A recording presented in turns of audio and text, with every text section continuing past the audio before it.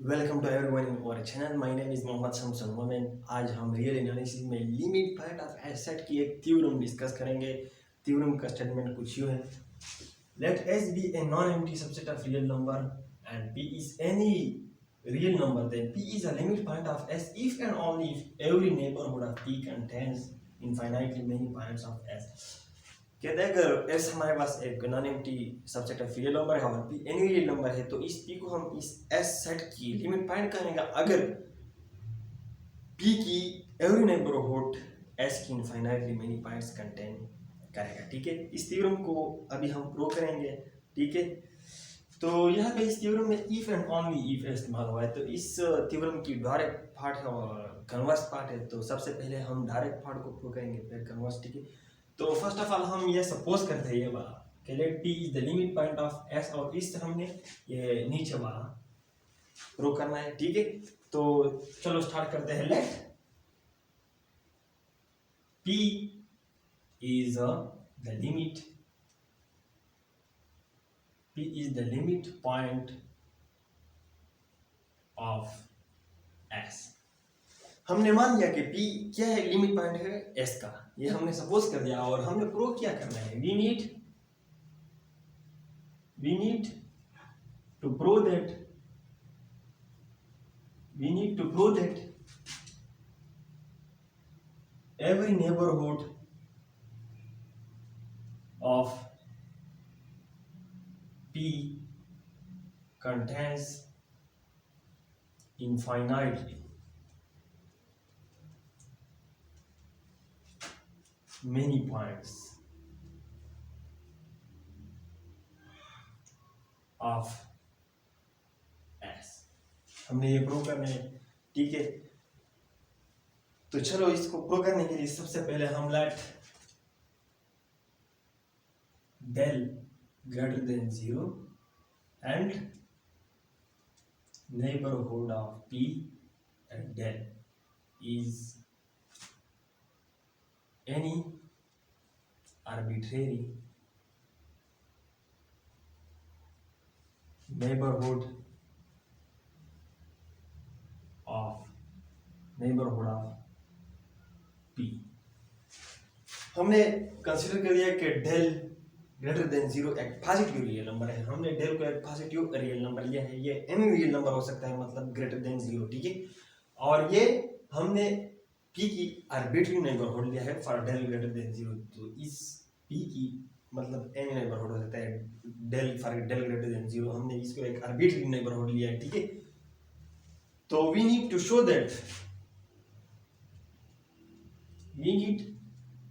That हमने show क्या करना है, यही जो हमने स्टेटमेंट लिया है, neighbourhood of P at del intersection S ये इनफाइनाइट एलिमेंट या पॉइंट्स कंटेन करेगा। ठीक है, इसको अभी हमने प्रूव करना है। ठीक है, इसको प्रूव करने के लिए हमने क्या करना है, हम अनकंट्री सपोज करते हैं कि ये जो neighbourhood of P at del और इंटरसेक्शन S ये जो सेट है, इसकी इंटरसेक्शन हम सपोज करते हैं कंट्री कि ये इनफाइनाइट पॉइंट्स कंटेन नहीं करता, ये फाइनाइट पॉइंट्स कंटेन करता है। ठीक है, तो हम देखते हैं क्या बात किस तरफ जा रही है। ठीक है, लेट सपोज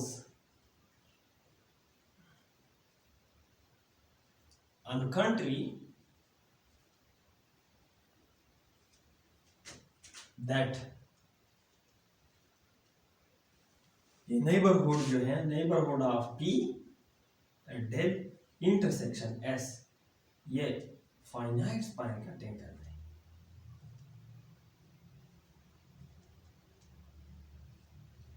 ठीक है, ये हमने अनकंट्री सपोज कर दिया। ठीक है, इसका मतलब क्या है, that is neighbourhood of P at del intersection S। ये मतलब इनफाइनाइट पॉइंट्स को हम यहाँ पे x1 x2 up to xn से डिनोट करते हैं। ठीक है,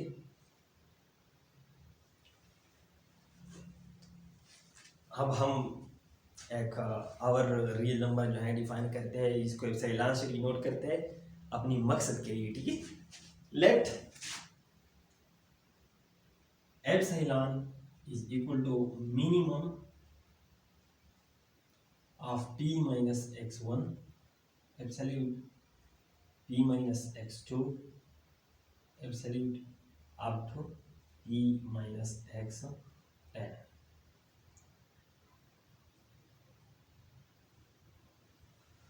हमने एप्सिलॉन को इस तरह डिफाइन कर रहे हैं कि एप्सिलॉन की जो वैल्यू है वो minimum of p minus x one distance है, इसकी वैल्यू मिनिमम है p minus x two, p minus x three up to p minus x n, इन सब से इसकी वैल्यू छोटी है, ठीक है। इसको हमने इस तरह डिफाइन कर दिया, ठीक है।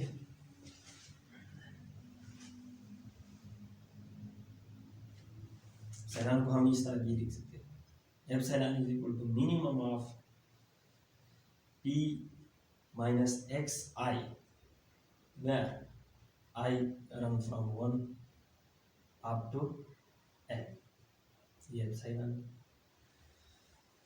अब क्लियरली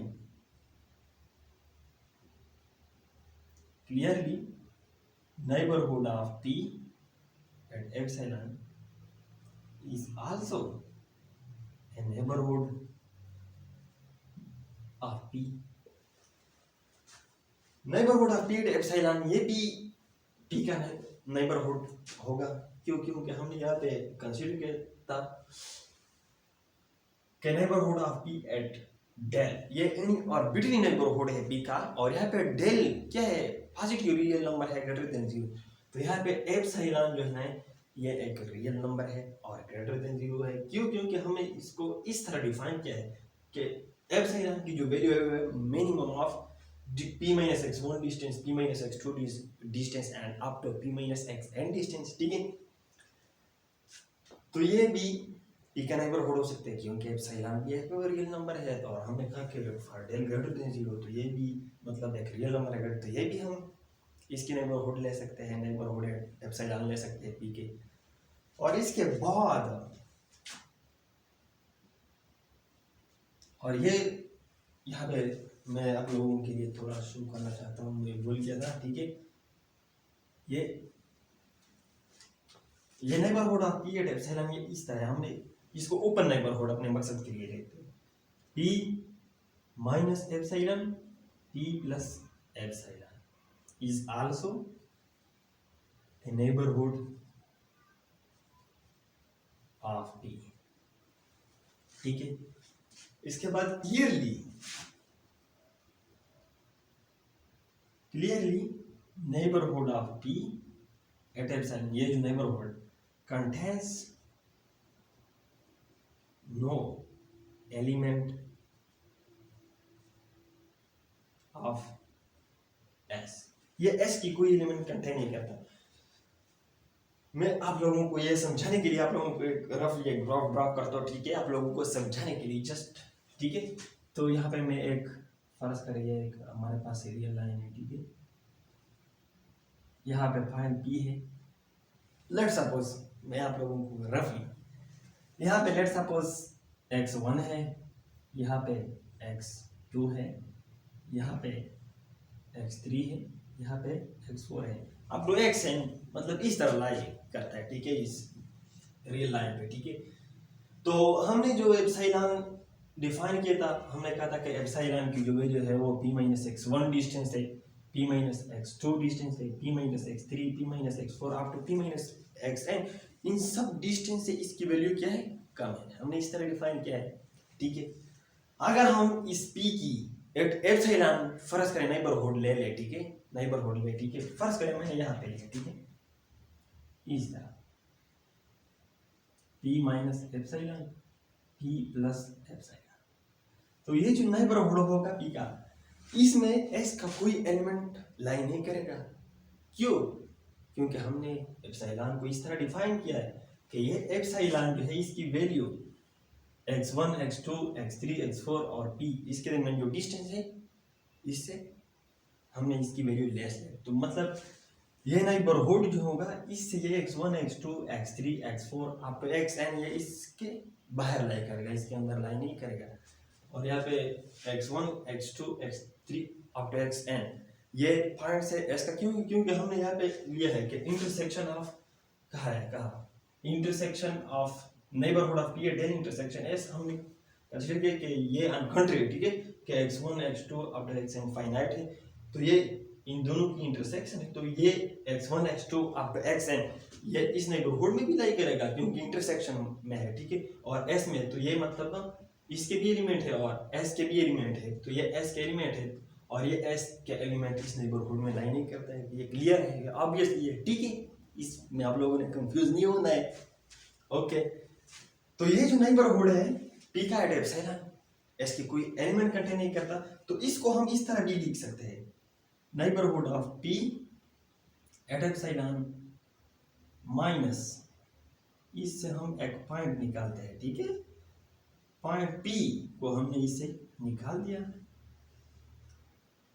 इंटरसेक्शन s, ये एम्प्टी होगा, ठीक है। चलो आप लोग इसमें कंफ्यूज हो जाएंगे, पहले मैं इसको इसी तरह लिखता हूँ, बाद में फिर आप लोगों को समझाता हूँ। Neighbourhood of p at epsilon intersection s ये एम्प्टी होगा क्योंकि ये नेबरहुड s की कोई एलिमेंट कंटेन नहीं करते, तो s के साथ इसकी इंटरसेक्शन एम्प्टी होगी, ठीक है। अब मैं neighbourhood of p at epsilon, इससे मैं एक पॉइंट p निकालता हूँ इस नेबरहुड से, फिर इसके बाद में इसकी इंटरसेक्शन s, तो यह भी एम्प्टी होगा क्योंकि हमने इस नेबरहुड से एक पॉइंट p निकाल दिया, तो यह सेट इस सेट की सबसेट होगी, ठीक है, क्योंकि इससे हमने एक पॉइंट निकाल दिया। तो अगर सुपरसेट की s के साथ इंटरसेक्शन एम्प्टी है तो सबसेट की ऑब्वियसली एम्प्टी होगी, ठीक है, इसमें पहले भी आप लोगों ने कंफ्यूज नहीं होना, ठीक है, तो ये एम्प्टी है। और ये क्या शो करता है, clearly implies that p is not the limit, p is not the limit point of s। Limit point of A set की जो डिफिनीशन है वो आप लोगों को मतलब याद होगा, ठीक है, कि एनी नेबरहुड ऑफ p पर मतलब यहाँ पे हमने लिया डेल ग्रेटर देन 0 और p को निकाल दिया और s के साथ इसकी इंटरसेक्शन है, अगर वो ये कंडीशन से लिखा कि ये नॉन एम्प्टी, तो वो p पॉइंट जो है ना इसकी लिमिट पॉइंट होगा, अगर ये एम्प्टी आ जाए तो ये लिमिट पॉइंट नहीं होगा।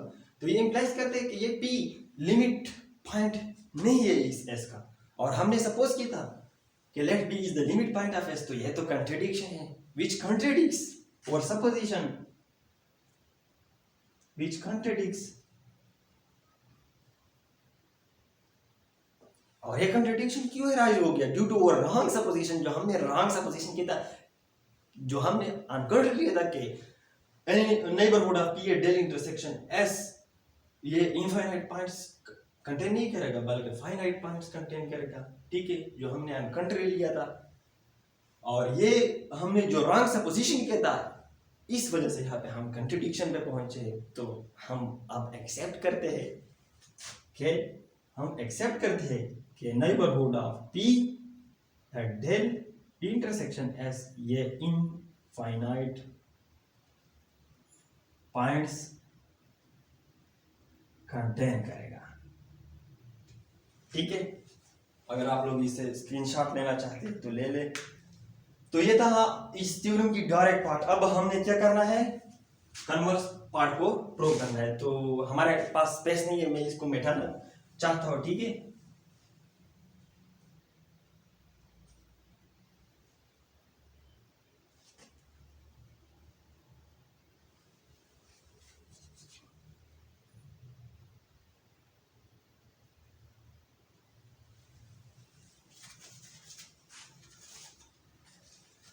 तो कन्वर्स पार्ट को प्रूव करने के लिए हमने क्या करना है, ये नीचे वाला सपोज करना है कि ये ट्रू है और इससे ऊपर वाले को हमने प्रूव करना है, ठीक है। तो चलो हम स्टार्ट करते हैं कन्वर्स पार्ट को। Let any neighbourhood of p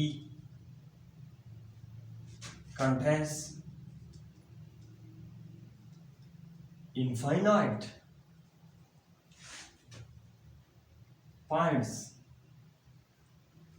of S, और हमें शो क्या करना है, we need to prove that P is the limit point of S.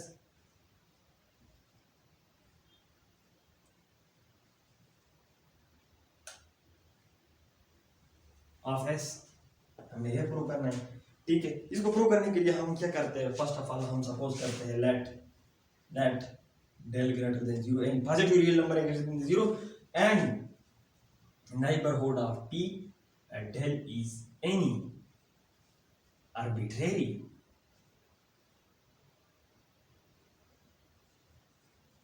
neighborhood of P। तो arbitrary neighborhood of P हमने सपोज कर दिया, तो अकॉर्डिंग टू आवर सपोजिशन, ठीक है, हमने जो सपोजिशन किया है, ठीक है, मैं इसको यहाँ पे लिखना नहीं चाहता हूँ। According to our supposition neighborhood of P and del intersection as infinite points contain करेगा, ठीक है। हमने जो सपोजिशन किया इसके मुताबिक इनफाइनाइट पॉइंट्स को कंटेन करेगा, ठीक है। अब हम क्या करते हैं, अब हम इस तरह करते हैं कि मैं यहाँ से दोनों तरफ से एक पॉइंट निकालता हूँ, ठीक है। यहाँ से हमने इस नेबरहुड से पॉइंट बी निकाल लिया, फिर इसके साथ इंटरसेक्शन एस ले लिया, ठीक है। यहाँ पे इनफाइनाइट पॉइंट्स है और इन इनफाइनाइट पॉइंट से मैं एक पॉइंट पी को निकालना चाहता हूँ, और इस पॉइंट पी को मैं किस चीज से रिप्रेजेंट करता हूँ, एक पॉइंट से, ठीक है। तो इनफाइनाइट पॉइंट्स से मैं एक पॉइंट को निकालता हूँ, ठीक है। मैं को निकाल दिया, ठीक है, ठीक है। Neighbourhood of P del minus P intersection S। Infinite point से अगर हम एक पॉइंट निकाल दे तो भी इनफाइनाइट पॉइंट बाकी रह जाएगी, क्योंकि मतलब एक पॉइंट की कोई वैल्यू नहीं होती इनफाइनाइट पॉइंट के लिहाज से, तो ये इनफाइनाइट ही रहेगा, इनफाइनाइट पॉइंट रहेगा, ओके। तो ये क्या इम्प्लाइज करता है, neighbourhood of P at del minus point P intersection S, ये इनफाइनाइट पॉइंट से, तो इसका क्या मतलब है कि ये इंटरसेक्शन यहाँ पे इनफाइनाइट पॉइंट से, तो इसका मतलब है कि ये नॉन एम्प्टी है। जब ये नॉन एम्प्टी है तो ये शो करता है, implies that neighborhood of P at del minus P, oh sorry यार, I'm so sorry, ये क्या शो करता है, implies that P is the limit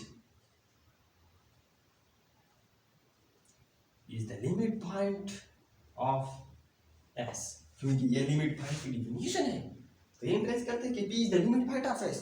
और ये जो है ये क्या था, ये हमारा रिक्वायर्ड रिजल्ट था, हमने ये प्रूव करना था, we need to prove that P is the limit point of S, तो ये कन्वर्सली पार्ट था, तो ये इस थ्योरम का प्रूफ था, ठीक है। सबसे पहले आप लोगों ने थ्योरम को समझना है, ठीक है।